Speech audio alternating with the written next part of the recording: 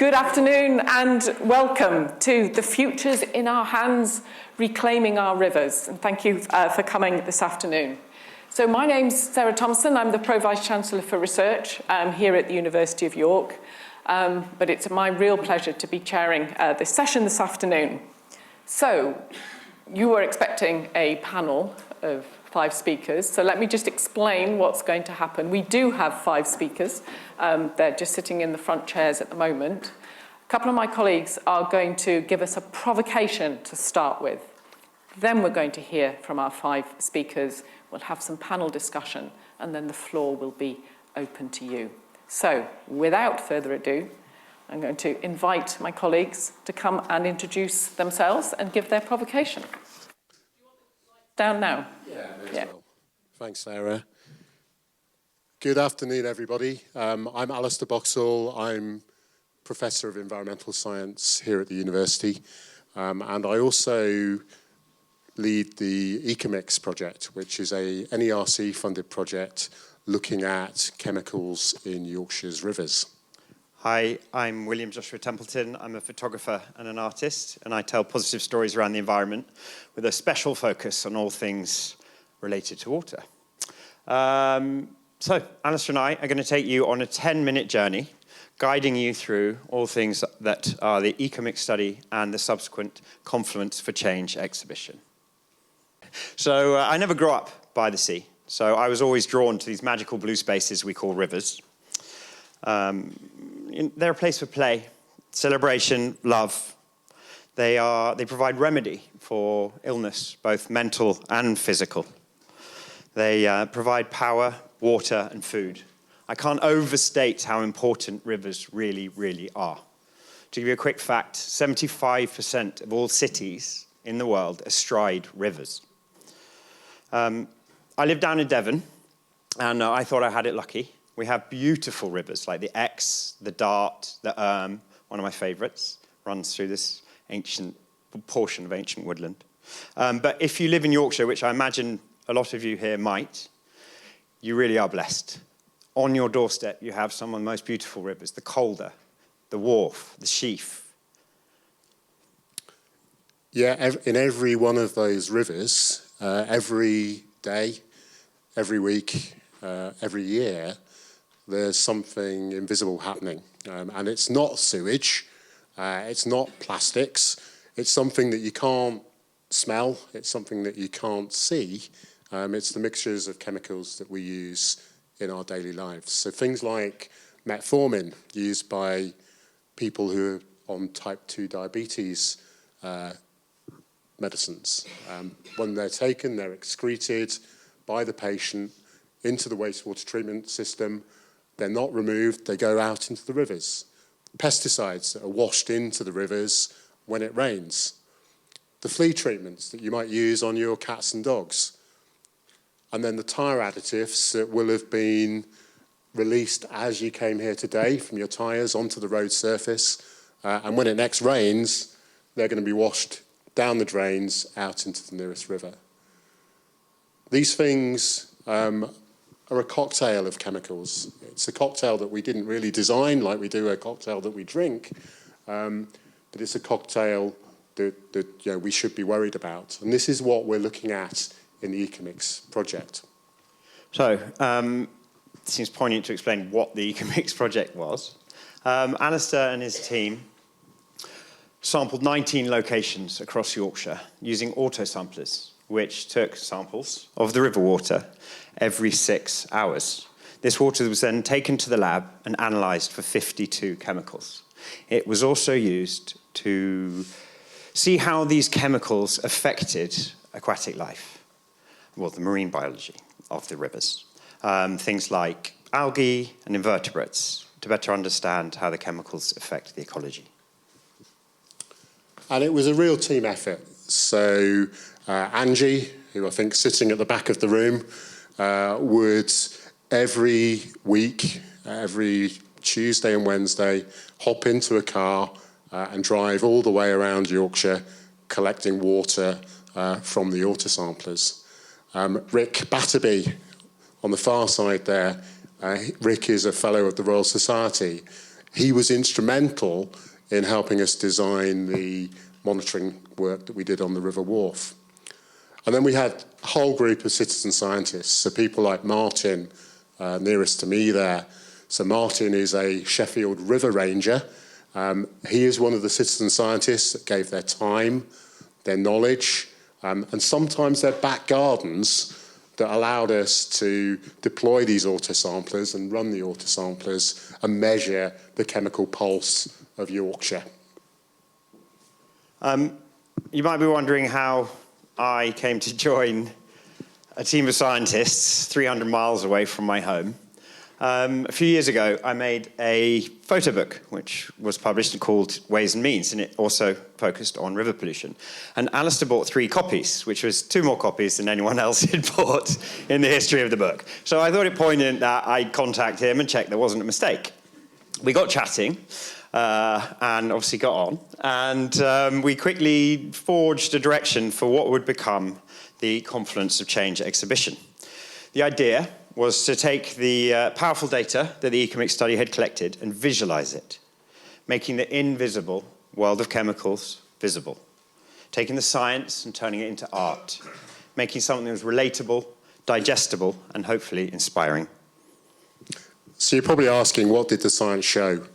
Well, of the 52 chemicals that we looked for, we found 50 of them in Yorkshire's rivers. The most frequently detected chemical was metformin, the type 2 diabetes treatment. We found that pretty much everywhere and almost all of the time, even in locations like the Upper Swale that are very, very rural and have a very low human population, showing that even in areas where you have a very small human footprint, you have emissions of things like pharmaceuticals to the environment. And some of these things that we found were concerning. So levels of things like the flea treatments, some of the pesticides, the tire additives, combustion products from fossil fuel burning. These are all at levels that are harmful to ecology. And it's not just ecology.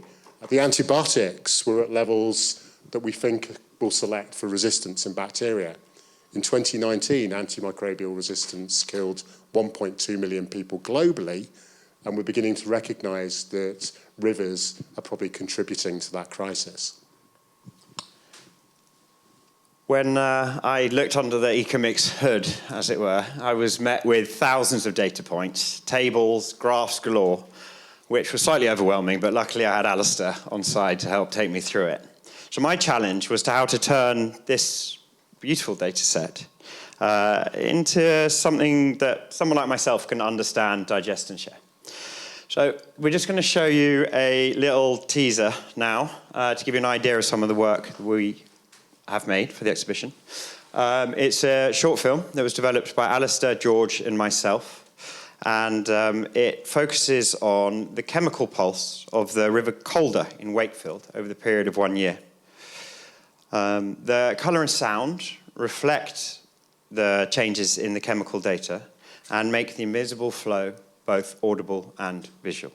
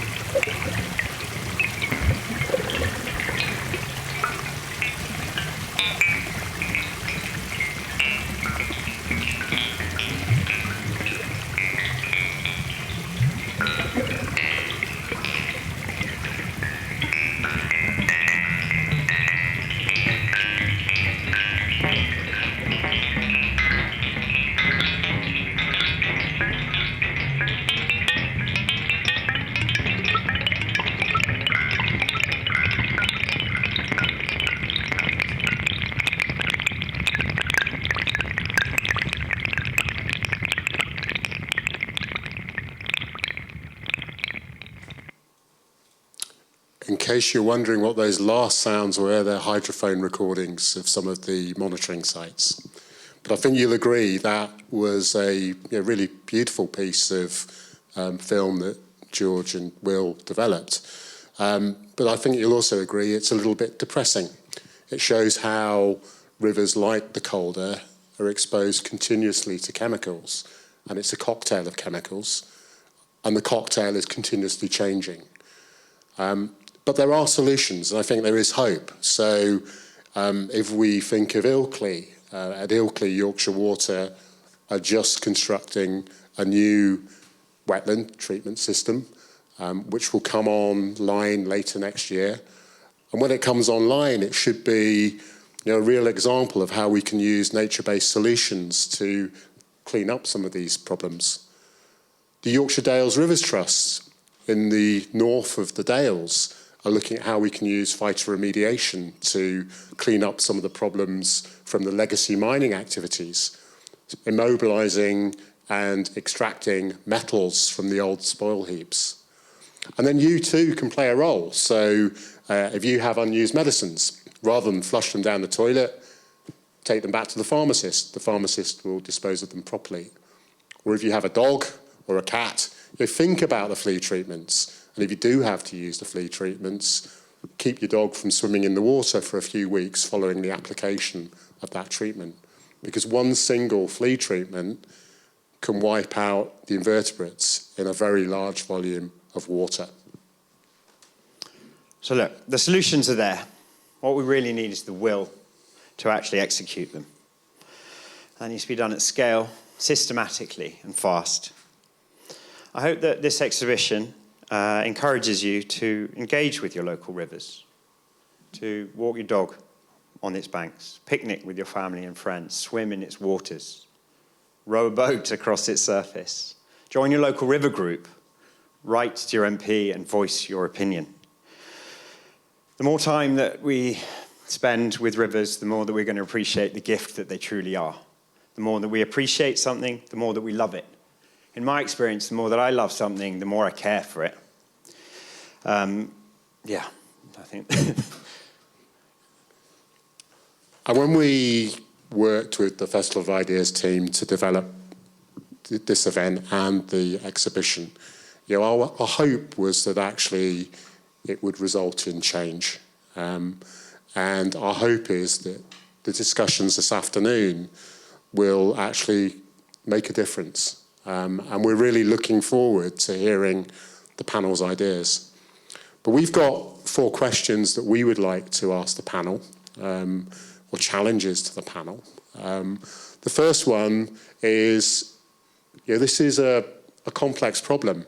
It's going to involve, or need to involve, lots of different people and organisations.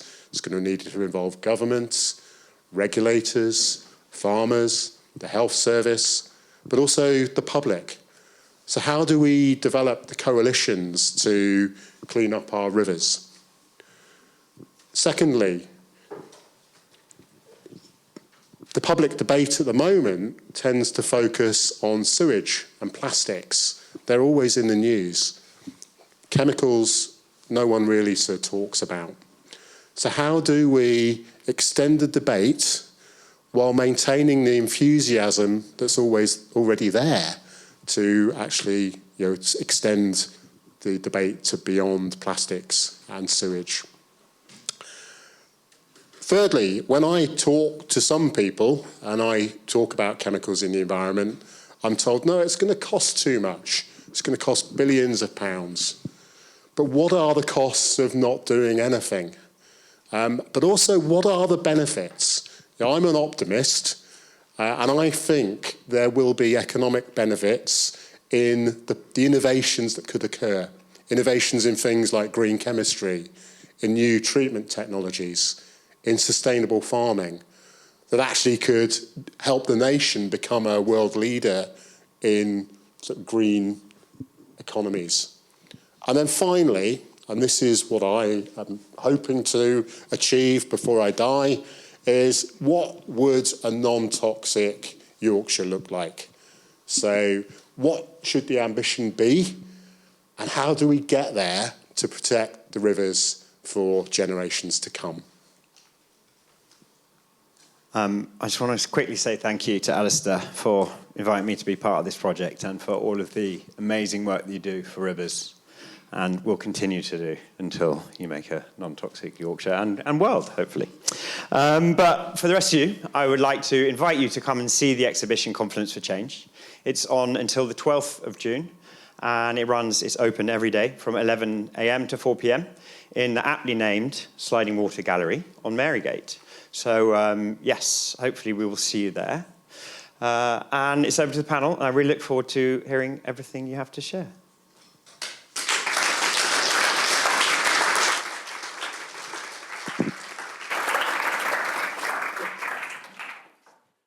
So I'm just going to briefly introduce your panel to you, and then each of them is going to give us a short, 5 minutes-ish, short speech with your reflections of what you've heard and your different perspectives.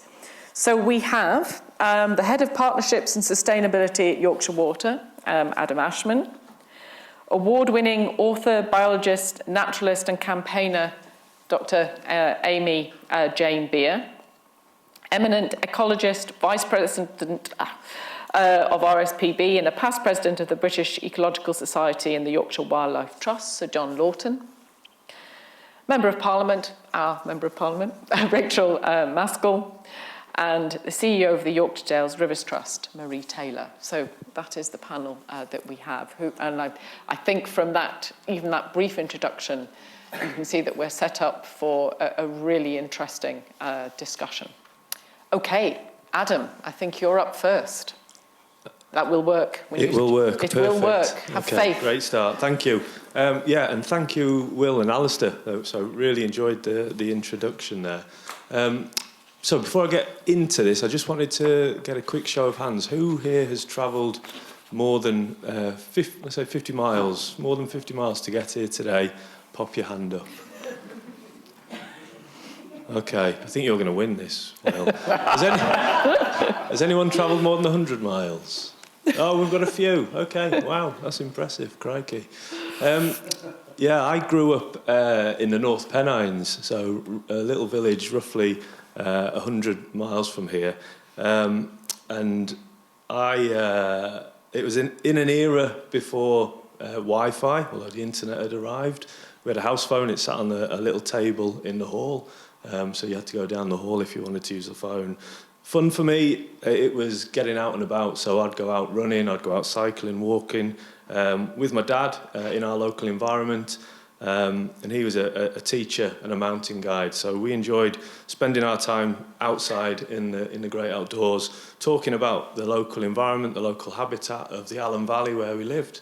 And once it was warm enough in the North Pennines to even head down to the River Allen and get in, and it was a lot of fun. So I enjoyed it. Lots of good times.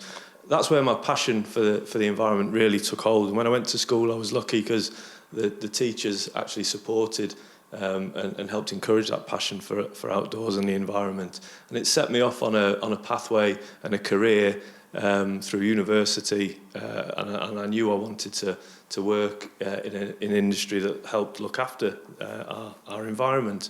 So I ended up working in the water industry. I ended up wanting to sort of bring together my passion for engineering and the environment, and it brought me to Yorkshire Water, where I've been working for roughly 22 years, which is almost a lifetime. I've been building and maintaining the assets and the infrastructure that we use to protect our water environment. And across that time, there's been some achievements that I'm really proud of. There's been I've been part of delivering investments in things like to achieve obligations like the Freshwater Fish Directive and the Urban Wastewater Treatment Directive.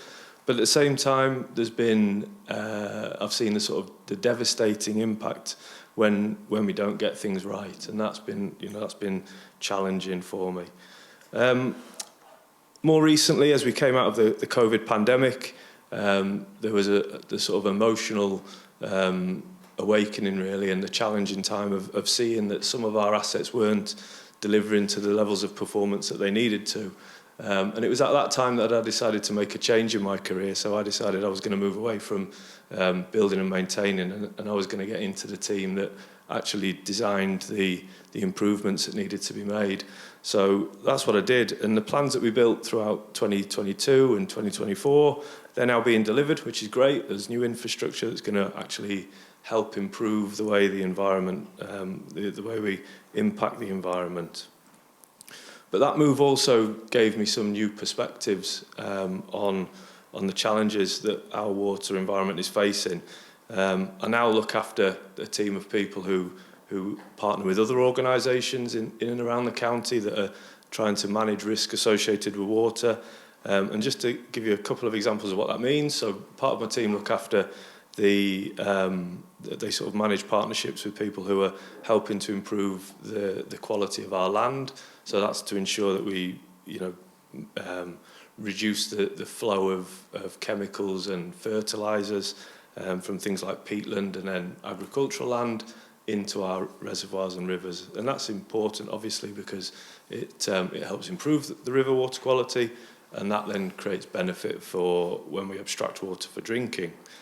Another part of my team, they identify and then they remove something called barriers to fish passage. In proper English, that's things like weirs and structures in rivers that get in the way of fish who are trying to swim upriver to spawn. And those are often historical structures that can be quite a challenge to remove. Where that comes together with improvements in river water quality, we've seen some huge wins over recent years. And I'm sort of thinking there about Atlantic salmon spawning in the River Don for the first time in 200 years, which is a culmination of lots of organisation and people's work. I think it's a fantastic outcome. And then we also work with people to improve bathing water quality. And my team work with organisations like Marie's to reduce agricultural runoff into our bathing waters. Which is obviously important. And I mention those examples to highlight that there are solutions out there to the causes of river pollution. And while it might be complex to get after it and address it, I think that relying on people working together across broader organisational boundaries is possible.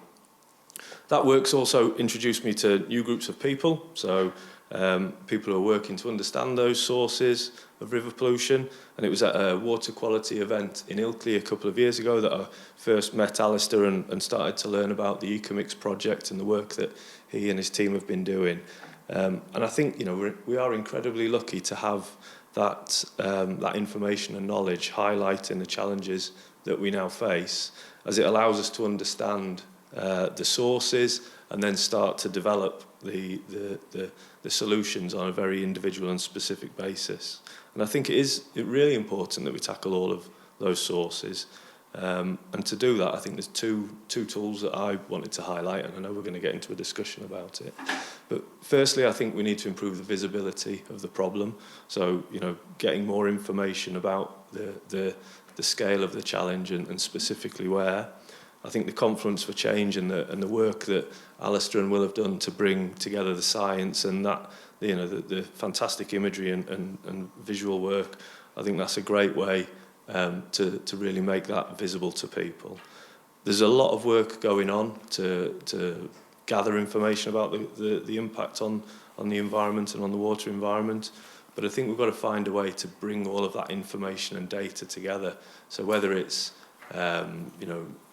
regulatory information, whether it's citizen scientists gathered data, whether it's academics like Alistair or water companies like where I work, I think we've got to pool that knowledge and work better together to find ways to solve the problem. And that really quickly brings me to my second thing that I think is important. So, and this links back to when I was at school. So way back then, our school motto was working and learning together.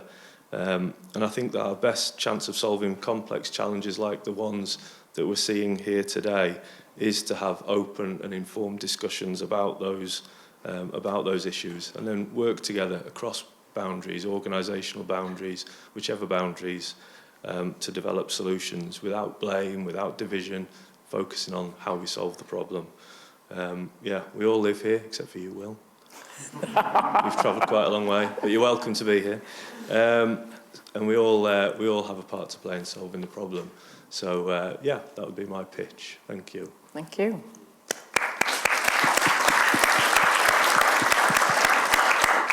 Spoken like a true Yorkshireman, welcoming somebody from Devon so warmly. So, John, over to you. Is that working? Yes, it is. Great. Yeah. I'm not an expert on water pollution at all, but I did, 20 years ago, retired as Chief Executive of the Natural Environment Research Council, NERC. Turned out Alistair used to work for me. I didn't know that until about half an hour ago. So, nice to see you again. I was also the last chair of the Royal Commission on Environmental Pollution, which taught me a great deal about turning science into policy. I'm hopeless at turning science into policy. I'm quite good at science, but I'm not very good at turning science into policy. But this is the area that we're now in. And I was going to tell you all about the problems of complex mixes of chemicals in the water. Alistair's already done that. So I needn't say anything about very much about that, except he didn't touch all the things that get into our rivers. Untreated or poorly treated sewage is, as he said, is clearly one. But there are point sources of illegal getting rid of chemicals illegally directly into watercourses, which is another one. He talked about persistent leaking medications and excreting medications, but actually there's also an awful lot of illegal drugs get into watercourses through people's excretion. And in fact, you can discover when people are taking cocaine by actually analysing the rivers outside the sewage treatment works. And the problem of ticks and fleas on dogs and the insecticides used to control those is really, really serious. And there's a huge pushback on that from dog owners. But yet it's quite devastating. So, and then on top of all that cocktail of chemicals and stuff is climate change. As the climate warms, which it's doing, don't let anybody say we're not into climate change, because we are big time. Then, as the water warms, the oxygen levels fall. And those falling oxygen levels then can kill fish, they can kill invertebrates, and they just add to the mix of the problems that watercourses are experiencing. It's a miracle anything survives in some of our rivers. An absolute miracle. The cocktail problem, how we actually predict what the likely outcome to be, is a really difficult and serious problem, because it's almost impossible to design experiments with different combinations of all this bewildering variety of chemicals, and that's a major scientific challenge. But the other major challenge is how we, which Alistair again touched on, how we fund the necessary clean-up, research and clean-up, so we'll understand and do a good job with this. And one of the problems is that the people who profit from buggering up the rivers are not the people who pick up the costs of doing it.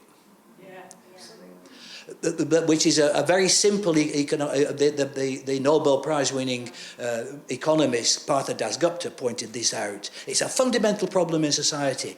And so in any solutions we come up with, it's all very well to say there are costs that we're not taking account of, which Dasgupta describes in great detail, but they fall on a different group of people, and obviously a much poorer group of people than the people who did the damage in the first place. Yeah. I look forward to seeing what we learn about that from the discussions we have. Thank you. Thank you.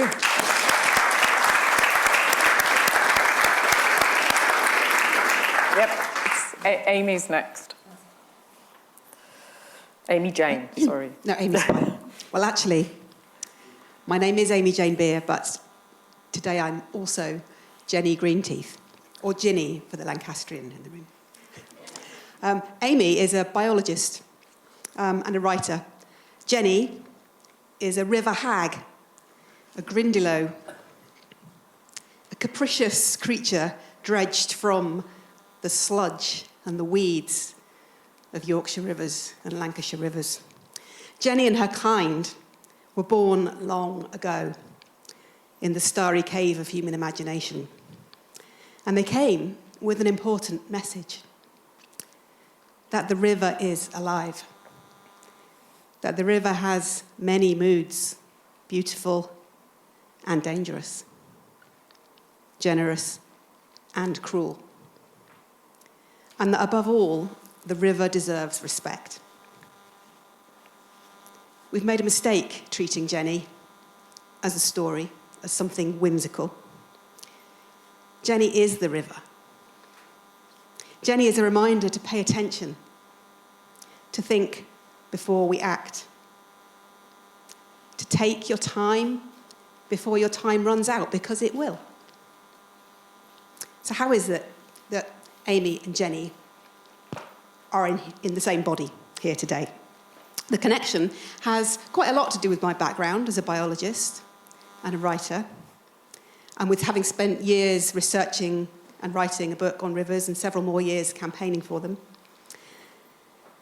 The connection has a lot to do with the power of storytelling. It also has a lot to do with existential angst and eco-anxiety and rage.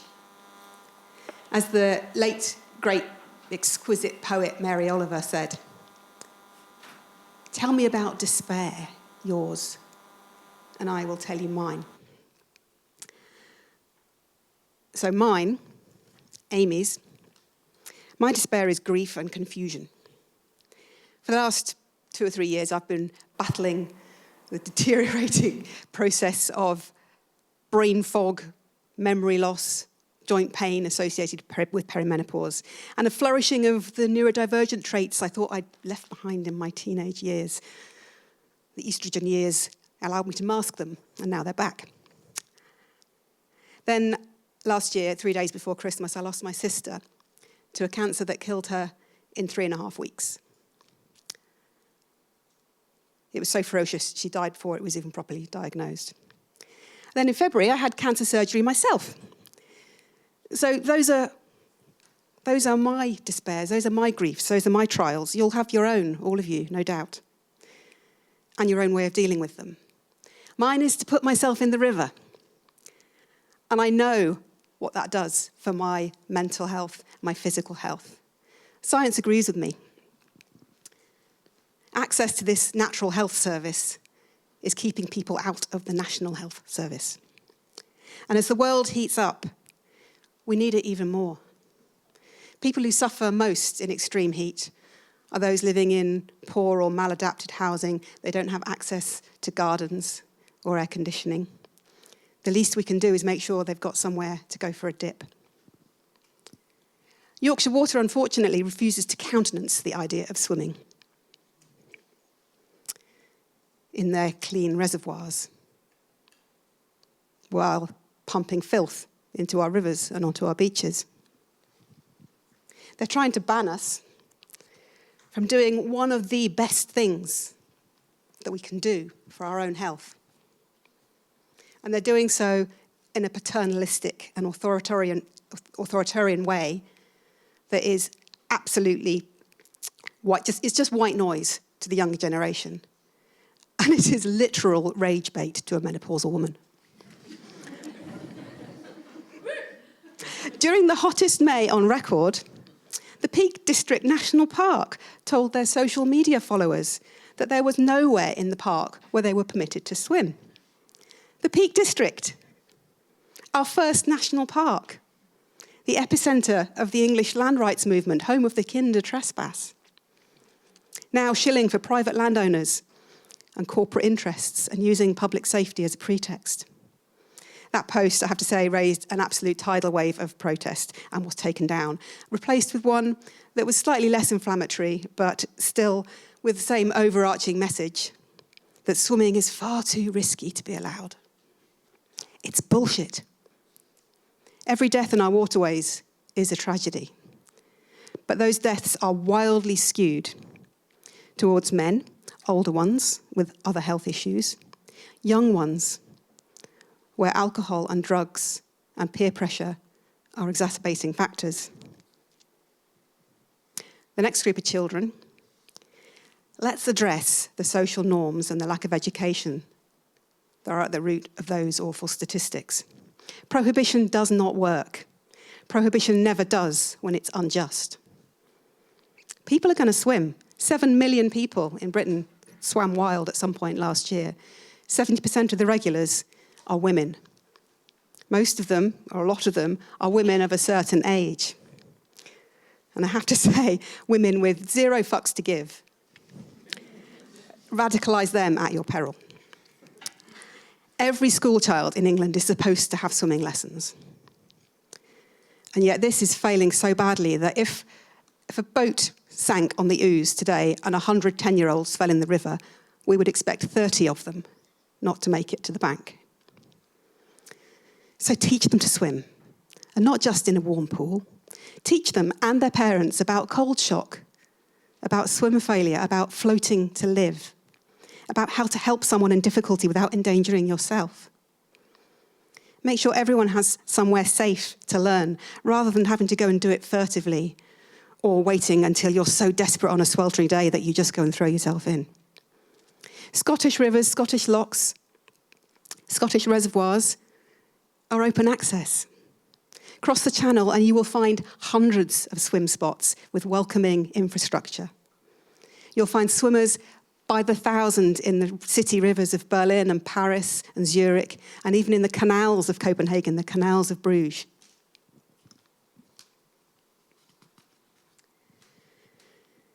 This session, there's a different title up there now, but this session was billed as "The Future's in Our Hands."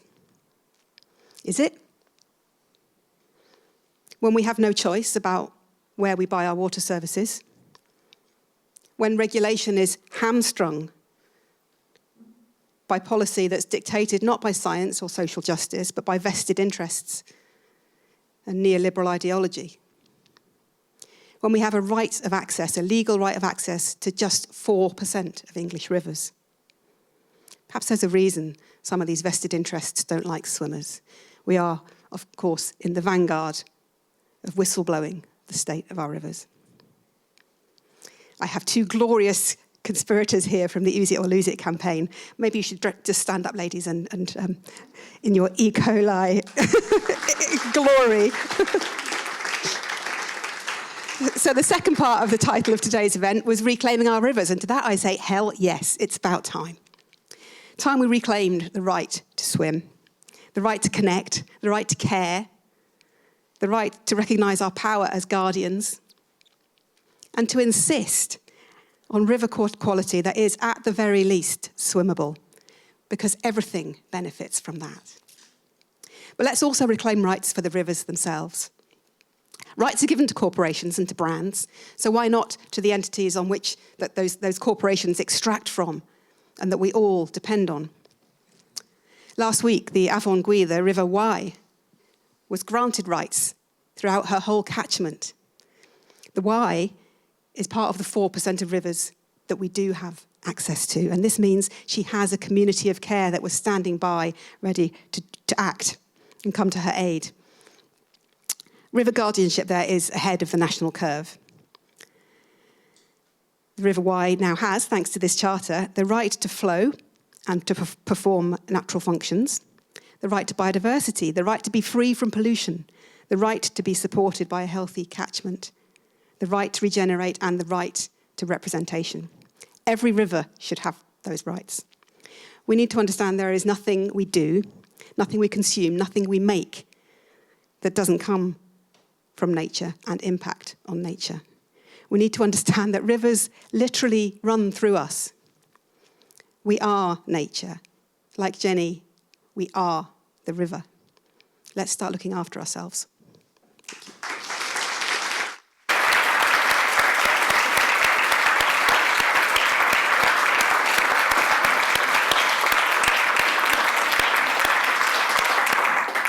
Over to you, Rachel.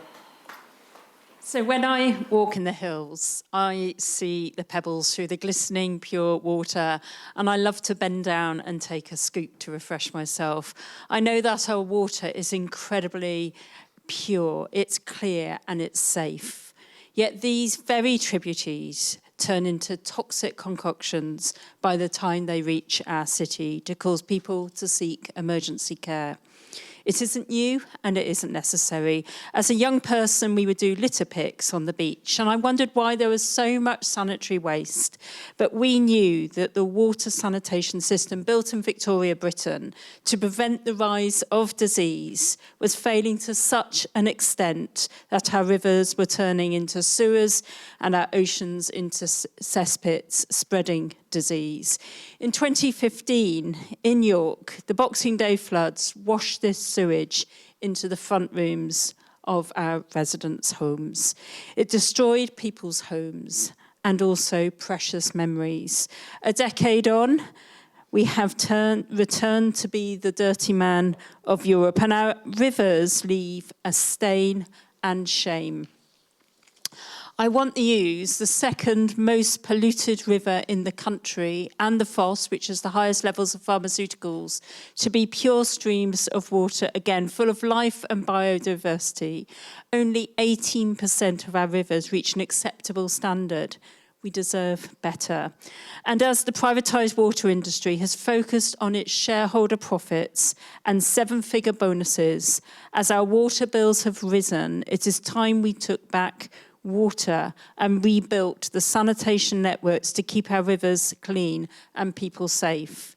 The Ouse saw 3,779 sewage releases last year, 18,499 hours worth. In my constituency of York Central, there were 2,950 releases, and the Foss, 231 sewage releases. Sewage releases when it is flooding and the system is overwhelmed, and sewage releases when it is not, often not recorded or registered. Raw sewage killing the biodiversity, killing this critical natural infrastructure, and killing our future. But there is pharma, there is agricultural runoff, there are chemicals, particulate matter, air pollution mixing into our rivers. Our wanton society has poured this toxic waste into our waterways. Our water has been treated as a commodity to profit from, not one of the most precious resources we have. Just look around the world and we can see how precious water is. And yet here we abuse it. And now our rivers are drying out. The climate challenge left us with a hosepipe ban for half a year last year.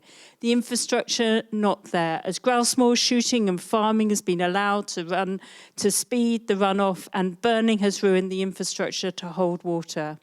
It is why we flood, and it is why we see drought, and it is why we have to act. So we have to reclaim our rivers, clean them and reduce the demand we place on them.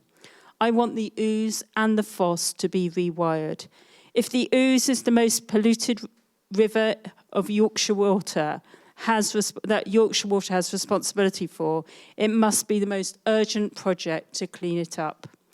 So rebuild the system. The tideway of the north. We have development planned for York, which will only put more and more pressure on a system that cannot cope now. Segregate the sewage and surface water drainage system and control the way that sewage is removed from homes to the pumping station. The London Tideway project has cost £5 billion, and I know what you are thinking. We can't afford to do that for the Ouse. Fair enough, the Thames project is a lot bigger. But when I tell you that shareholders from Yorkshire Water alone have pocketed £7.6 billion since privatisation, we can afford this. And therefore, we should have a super sewer for York, with plenty to spare for other projects. Across the country, shareholders have taken £85.2 billion in profit across the 10 English and Welsh water companies. The cost of privatisation for this cost period, for the profits made to send to the shareholders from 2025 to 2030, is expected to be £22 billion. Yet debt has accumulated and reached £72 billion. The debt gearing is spinning out of control. For Thames Water, it is now at 88%. 35% of your bills goes directly to paying debt, interest and dividends. And of course, 10% of people cannot afford their water bills. We have a clean water bill before Parliament. It is yet to be published. There is time to influence. But above all, we must have water justice. So 3 priorities. Firstly, public health. We must have a public health approach to water. It is the most basic of elements for human life, and water systems must be cleansed. Since 2020, there have been reports of 7,634 incidences of sickness, but the recording is slight. There will be many more. In planning, we need to see water health as part of our critical infrastructure. Our planning processes are too weak to assess the pressures on the system. York Central is about to go before planning here in our city, but who is asking of its contribution to building a resilient sewage system? At least 2,500 homes, possibly 3,000, 12,500 jobs, a grand hotel, cafes, bars and restaurants, taking water out and putting sewage in. So we must build that infrastructure, but also as we build it, homes and businesses to capture the water from the skies and to reuse that water safely, building by building. And then public ownership, public health, planning, and public ownership. We must end the profiteering. 82% of the public support this, a system that lacks accountability today, not least political accountability, must be redressed. It is one thing for ministers to point the finger at others, but it is another to lift the finger and get our water and sanitation system working again. Since the showing of the film, and I'm sure you all saw it, Dirty Business, we've all been alerted to the behaviours of the industry, the water companies, the regulators, the Environment Agency, Ofwat, and frankly, government too. It was an honour to talk to Ash Smith and Peter Hammond, who relentlessly sought our answers from water companies and regulators and continue to this day to pursue a change in behaviour. And above all, so humbling to talk to Julie Moore, the mother of 8-year-old Heather Preen, the girl who contracted E. coli and then died. Here are her words. Water companies try to deflect blame for Heather's death, and 27 years later, they are still pumping sewage into our waterways. They cannot be trusted to protect our health. After all this time, all the government has done is publish plans to continue to protect investors and shareholders, not the children swimming in our seas and rivers. There is nothing in those plans that would have saved Heather, nothing that will stop this happening to another family. So we need water justice. Educate. Excrement and pharma in our rivers is not an accident. It is a business choice. Organise. We must get organised. And it has been great to talk to Professor Becky Maltby about the excellent work that she has been doing to bring people together. So just watch this space. And to agitate. We have work to do. And now we have the data. We need to see the action. With the Clean Water Bill before Parliament, in this parliamentary session, we need to get this right. So please join me in this fight for water justice.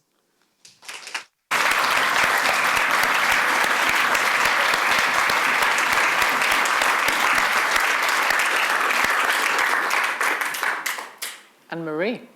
Thank you. I'm not sure how I follow on from, from all of these. I will do my absolute best. So I'm Dr. Marie Taylor. I'm CEO of the Yorkshire Dales Rivers Trust, and I have been specialising in the freshwater environment for the past 15 years. And I started my academic career at Hull University, studying marine and freshwater biology, where I finished specialising in fish ecology, finishing with a PhD. I then went straight into the Rivers Trust movement, what was Lincolnshire Rivers Trust, and then joined the Yorkshire Dales Rivers Trust in 2017. I was directly working and delivering projects on the ground, working as part of the catchment partnership as well, and then I progressed to my position today.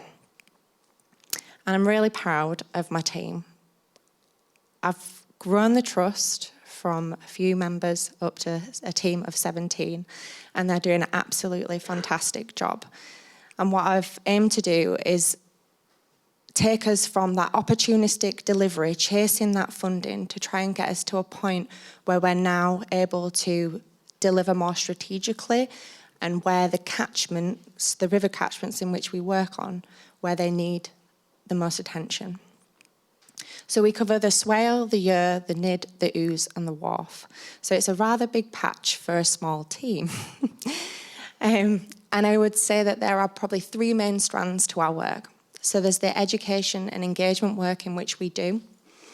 So we have an absolutely amazing education officer. She has a mobile classroom. It's equipped with a rivers table. And she goes and inspires the next generation, educates them about natural processes and the issues that are facing our rivers. And I also just want to give a little plug, because we have our own exhibition up at the Dales Countryside Museum that just got launched yesterday.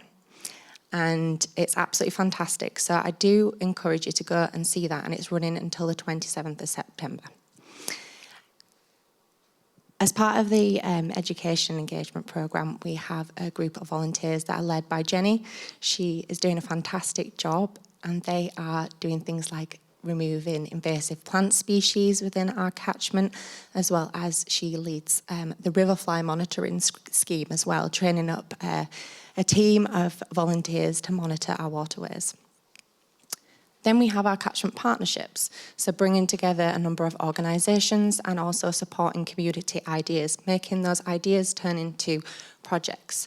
And so when listening to the speakers, I thought I'd just maybe give a little bit more insight into the how that ties in. So taking what Ilkley Clean River Group has done, we were inspired by that local action and what they'd done in terms of their monitoring that was supported by Rick Batterby, who we mentioned earlier.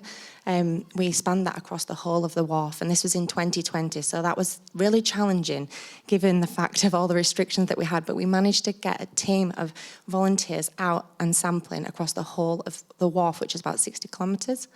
And we then have been able to support other community groups like Nid Action Group to replicate that across all of those catchments. So that's part of the catchment partnership work that we do, and it helps bring projects together, working in partnership and achieving more by working together. And then finally, the delivery, the action on the ground, what we do. And this is just a flavour of some of the projects in which we're delivering. So again, mentioned previously, and a picture of Ellen up on the screen. So we've got that T-Swale Metal Mines project and the Ashfield Sidebeck project, both working with the Mining Remediation Authority to look at how we can turn our toxic mine waste sites from Mars to green spaces. And I'm really pleased and proud of the innovation and of what Tim has achieved, and I welcome you to take a look at our website. So those sites are incredible, and we've seen not only a reduction in runoff from those sites, but also biodiversity benefits as well. All the projects that we do have multiple benefits. And for example, as well, we've been working with York City Council, the University of York, JBA Consulting on the Ouswen project. So that's a natural flood management project where we're looking to slow and store water to help reduce flooding and support communities. And that has been a really great partnership project that we've been delivering. And then finally, it's just another one of our projects, but not all of them. I could talk way longer about them.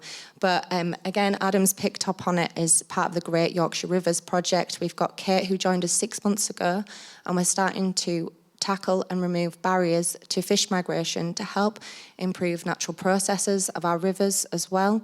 And I'm pleased to say that she's tackled her first few barriers this week and already making an impact on our catchments. And hopefully that gives you a nice flavour of what we do. But we are a practical organisation delivering on the ground to make change and difference to improve our rivers. So thank you.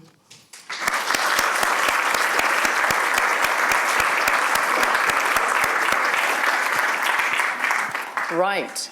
We have expertise, we have passion, and we have a determination. Well, as you said, we need to make the future to be in our hands. And so I think perhaps that's another way, actually, of rephrasing the first question that was posed to us, actually. Because the question, well, stepping back just a little bit, we've heard a lot of passion, particularly, you don't often say this, a lot of passion about sewage, negative passion. I could actually give you some very positive passion about what you can do with sewage, which is really interesting, but that's another talk. But as Alistair and Will talked about at the beginning, and as a number of you have touched on, the problem is much broader than just the challenge, as big as it is, as sewage. And it involves lots of different people who need to work together in order for us to make a difference. So this first question, which is how do we build those coalitions, and Marie's already just been talking about that in the Yorkshire Dales, and what she and her team have been able to do. But how do we really tackle this to bring the farmers, the water companies, regulators, manufacturers, health services, the public around that shared goal? Because there are so many different moving parts. So it'd be good to get a few more reflections on this. I was going to come to Marie first, but as you've just been speaking, let's give you a moment to take breath, and maybe I can come to you first, Adam, because you're stood there with your microphone poised. Well, always ready. Always ready. Yeah. So I think the handy thing about sewage is we know who's responsible, and it makes it nice and easy to find someone whose job it is to fix. I think the challenge with the information that Alistair's displayed is a lot of the sources aren't immediately obvious. Sometimes it's individual people.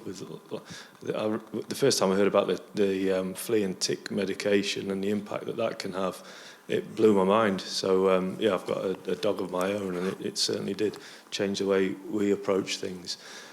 So yeah, I think a big part of it is making visible the scale of the challenge, and bringing it to people's attention so that we understand exactly what chemicals are where, and then trying to track where they come from. I think, Amy, you used the phrase extractive. So I think I think there is a lot of companies or organisations don't bear the cost of the disposal of their products. So at end of life means it's thrown away. But where is it thrown away to? And where does it go? Where does it leach after that? So I think there's a big part around, if you zoom out and view this as a circular opportunity or problem, I think thinking about what is the end-of-life treatment for products and being clearer around the rules and making sure that organisations bear the cost of that. They may then need to pass that to us as consumers.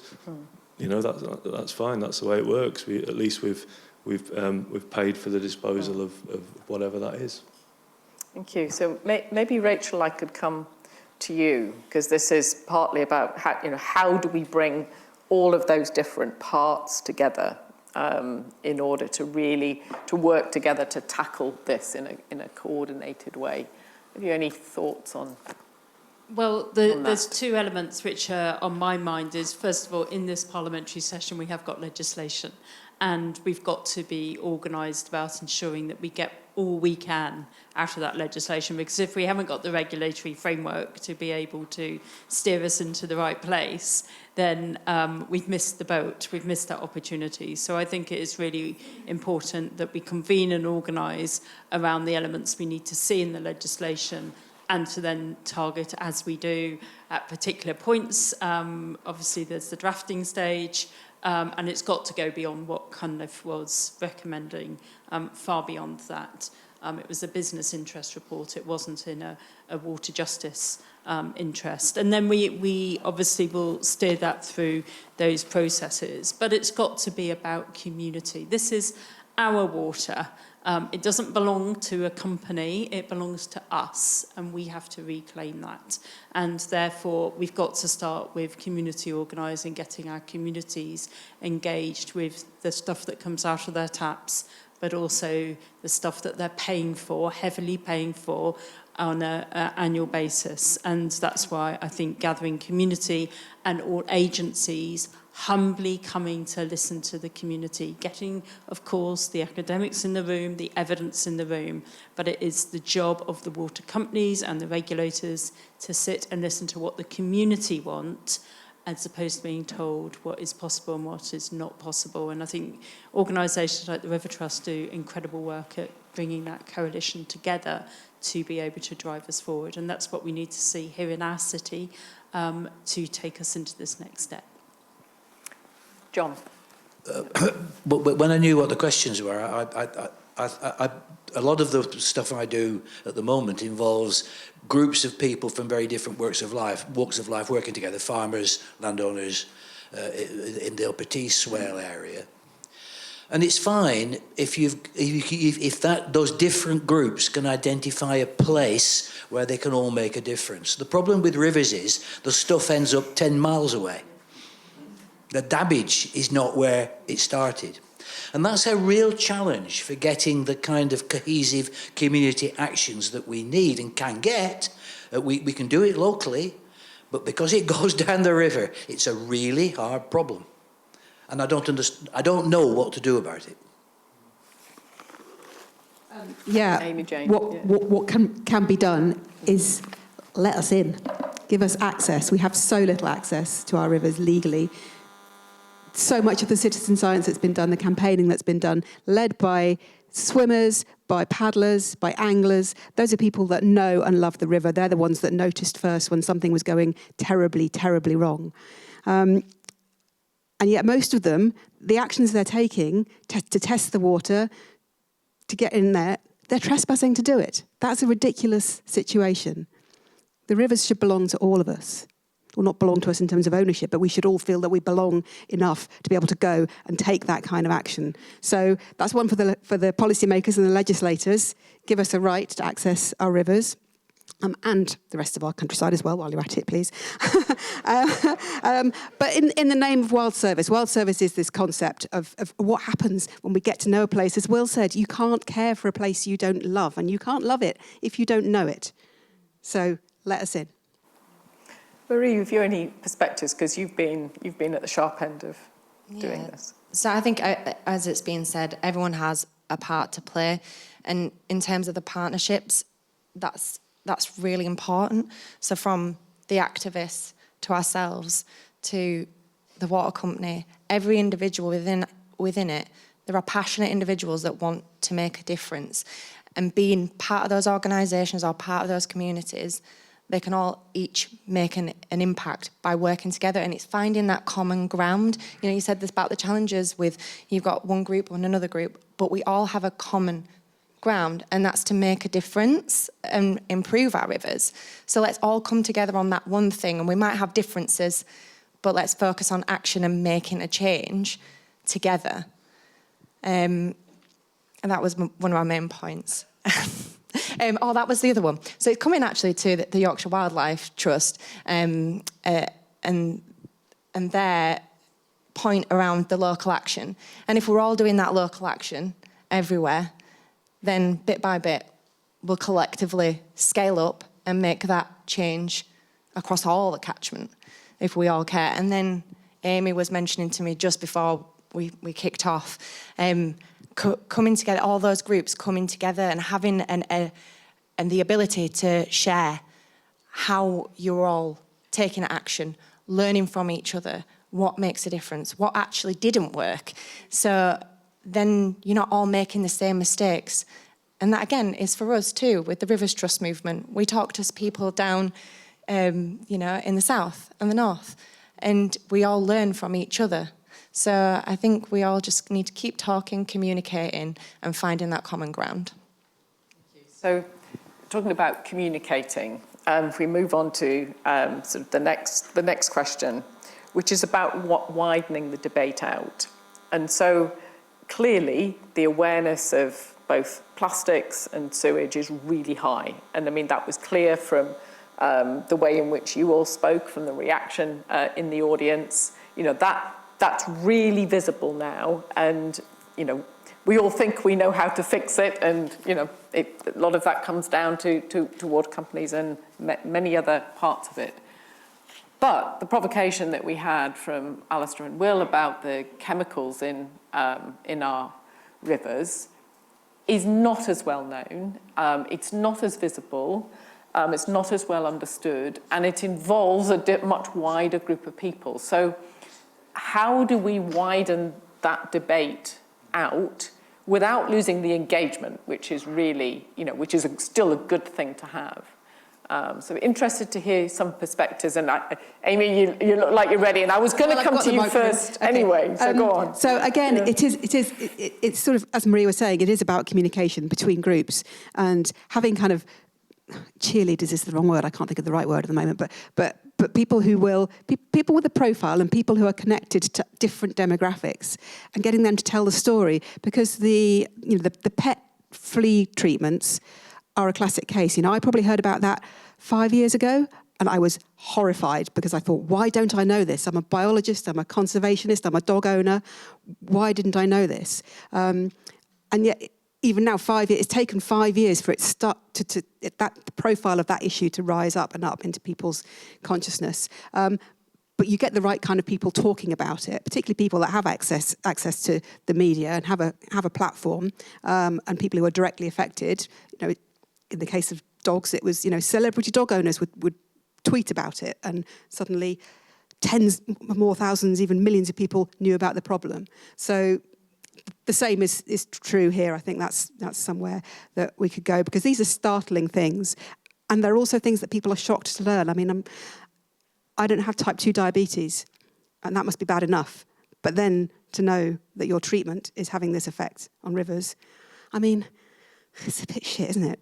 But you'd care, and you'd be wanting to know, maybe from the drug companies, what can we do about this? You know, is there something you could do?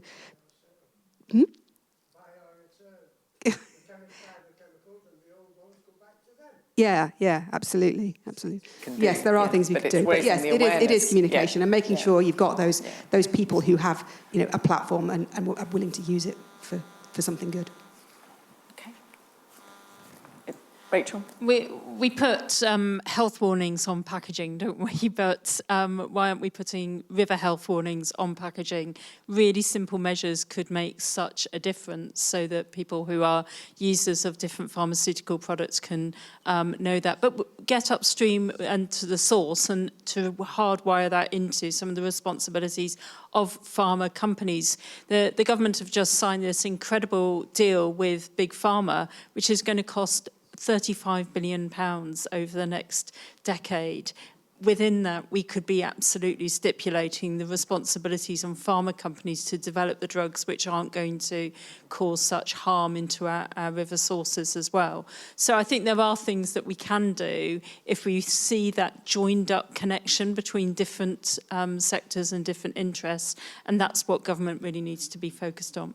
Back to the working together again. Any more perspectives on this, Adam? Yeah. You look like you're ready again. Yes, I am. Yeah. So I guess I think it comes back to, once we've got the information and you know, we've seen from the work Alice has done the scale of the challenge.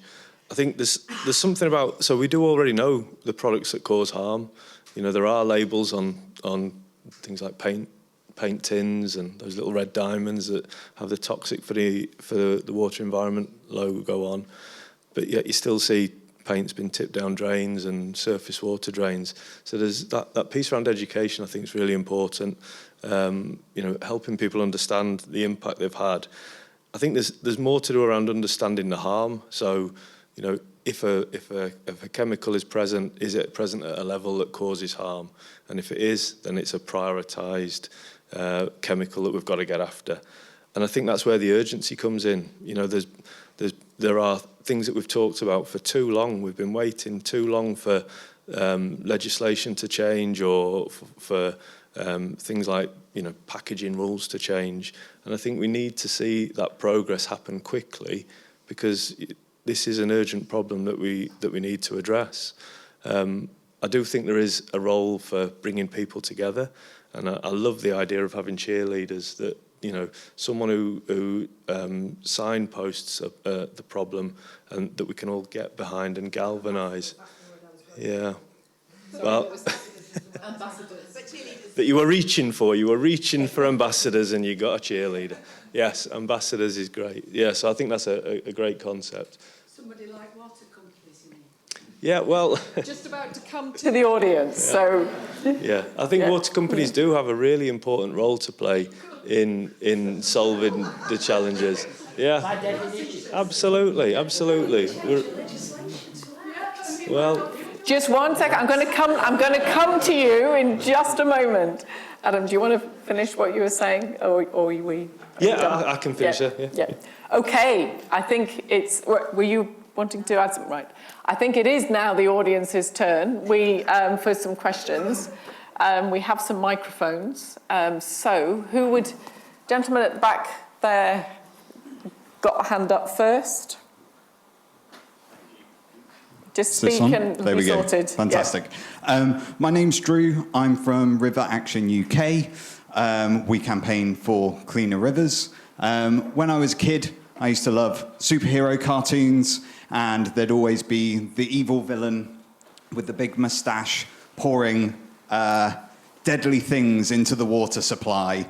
And it was up to the heroes, usually children, to deal with it when the parents wouldn't listen, and they just got on and defeated the bad guys. I find myself in the strange position where, as an adult, it is happening now and nothing is happening. We were talking about we need to get communities involved and we need to get people educated. Well, we've got a sellout event here. Communities are already calling for change. We're already educated. We know what the problems are. We also have a mechanism in place to stop it immediately. We've got special admin regime, SAR, which was put in place when we nationalised our water companies to say, if they fail on two things, we can take them back into public ownership. If they fail financially, well, we can see that they're not failing financially, they're doing very, very well, thank you very much. The second is if they fail to do their duty being to provide water or to clean up our sewage. Is your question going to be for Adam or for Rachel? It's going to be for Rachel, I'm afraid. Right, no, that's good. Rachel,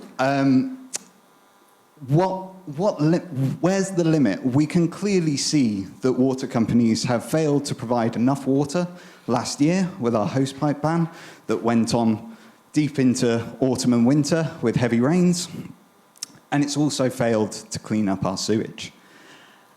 The government has to, by law, provide the details of when it will and what are the mechanisms to activate special admin regime.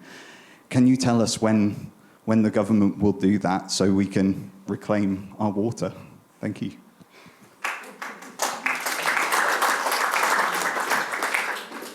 I'm not the government, but were I most certainly believe that we've just got to pull all those contracts back now. The problem is the accountability system, ultimately, and that has catastrophically failed.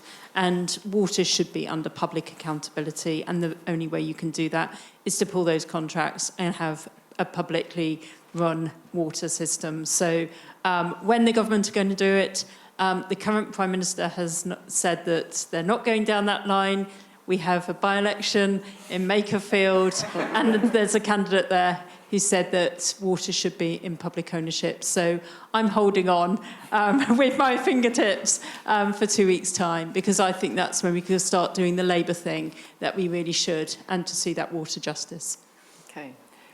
So another question. If you could keep them reasonably succinct so we can get as many questions to the panel as possible. Gentleman on the front row. Thank you very much. Just 1 second, there's a microphone coming your way. Thanks very much. I was just reflecting on my new favourite word, which is an ancient Greek word called akrasia, which is knowing something is really bad, but doing it anyway because the alternative is very expensive and incredibly inconvenient. So poo flushing with fresh drinking water, buying food in ways that generates mountains of plastic waste, travelling in ways that contributes to global warming and generates contaminants that affect our rivers, protecting ourselves from sunburn without damaging marine life. That sort of thing, yeah. So I think river health for me is the ultimate bellwether of societal health, and there are some really deep societal issues here. We've heard from Thomas Piketty and these guys about how we can live very good lives on using far less energy and resources, and that, I think, is the heart of this, because what's polluting these rivers is the way we live our lives and the neoliberal order. So I think you have to start, possibly, with, well, where do you think we start? In terms of redesigning our economy, our infrastructure, our systems of provisioning, or really getting strong on the regulatory side of just polluter pays and really going after the chemical industries. Just summarise those two things. You're asking the panel to choose between asking them what the priorities do we think we need to get to the root of this and start redesigning our infrastructure and systems of provisioning so that we can do the easy thing to do is the right thing to do? So what's the priority? I think is that probably the summary of that. I think, Adam, you're probably I can have a go first. I think so you don't have to solve a problem just by coming at it from one angle, would be my starting position. I think you can tackle it from a couple of different points. I think there is a need to look at infrastructure. So, we're fortunate that there is a big investment for the water industry across the UK, and that's a start. But we've seen from the evidence and the information that there's much more, a much broader range of pollution sources, and making sure that there's investment in those as well to tackle those sources is important, whether that's road runoff from highways, whether that's the abandoned mine workings. Some of those mines, they're not recent. There might not be a company associated with it. So I think, yes, it's important to tackle the individual sources that we know about through the investment. I think the second point, if I can remember what my second point was. I've been talking that long, I might have forgotten. My second point was going to be around, yes, I do think that there is a need for polluter pays. So, where a polluter is found to have caused damage, and where that can be attributed to an organisation or an individual, we're seeing more and more where people are responsible for creating harm to the environment, then absolutely I think the polluter should be responsible for sorting that out. John? What you're ignoring is the huge amounts of money that shareholders get that could be invested back into the infrastructure. That's the fundamental problem.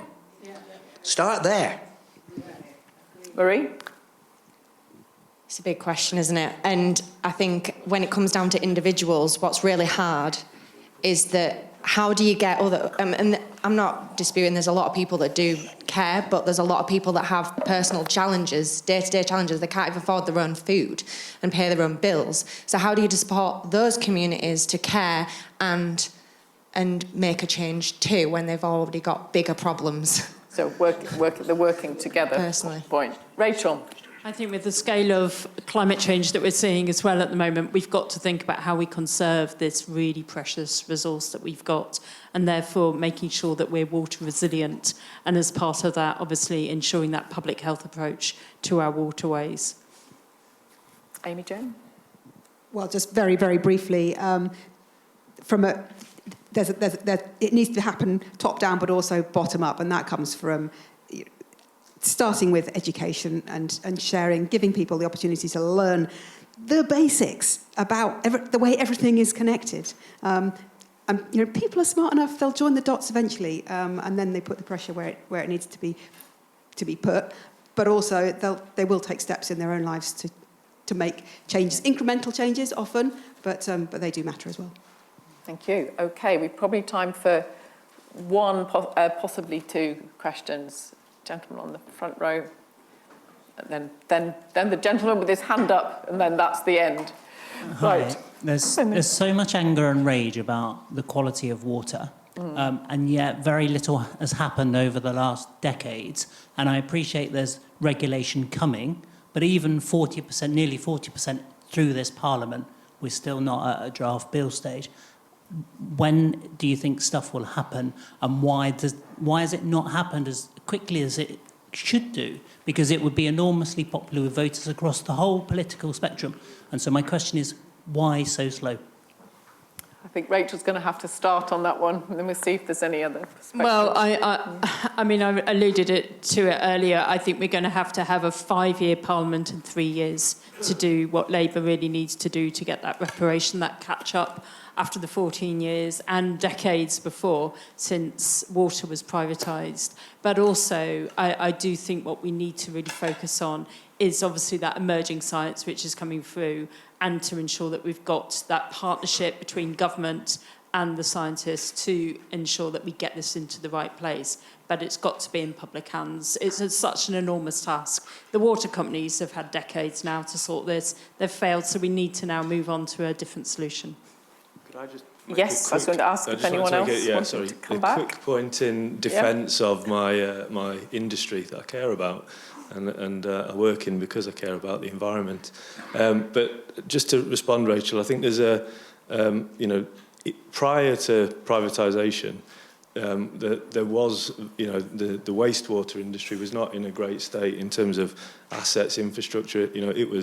There was no such a thing as sewage treatment on the coast. It just went untreated into the sea. Say I'm not a beneficiary, but so I just wanted to make that point. I think yes, there is a challenge around getting the regulation right, but the pressure, or a lot of the pressure that the infrastructure is under, is because we suffer from a growth in population that the infrastructure is not designed for. So yeah, there's a challenge. We're not going to magically. People aren't going to disappear. Thanos isn't going to click his fingers and make the problem go away. We have to look at designing infrastructure for the island that we are and the people that we have. Thank you very much. This is a question, or partly a question, partly a statement for Rachel. One of the main entities responsible for polluting our rivers, I'm sorry to say, is our government and successive governments. Our current government has set a housing target of 1.5 million homes. There is no infrastructure to accommodate the waste from that development. It's slightly complicated. By setting a target of 1.5 million homes, it has meant that virtually everywhere in the United Kingdom cannot meet its statutory requirement for a housing land supply.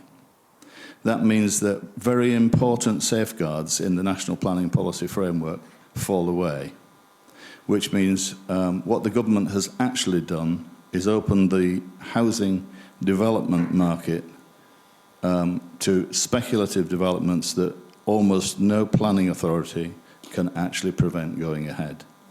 Can we move to the question, just to give her time to answer? Yes, the question would be to Rachel. Please, can you, just for the sake of 1 year, because I believe that's all it will take in terms of legislation, ask Andy Burnham to stand aside and invite Mr. Fergal-Sharkey to take over. Any comment, Rachel? A partnership would be perfect. Excellent. Okay, that does bring us to the end of this session. So thank you for your engagement. Thank you to the panel for all your very different, really valuable perspectives. I hope you've had a stimulating discussion. Thank you all very much.